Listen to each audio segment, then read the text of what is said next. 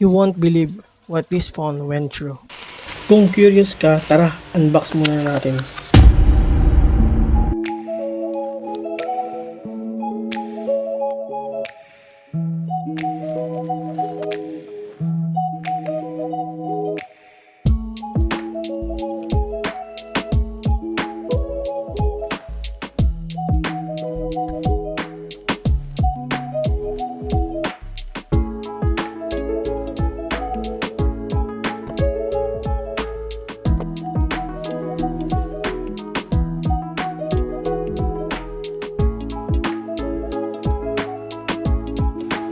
Ang pinaka-highlight nga pala ng Realme C85 5G is may military grade shock resistance siya.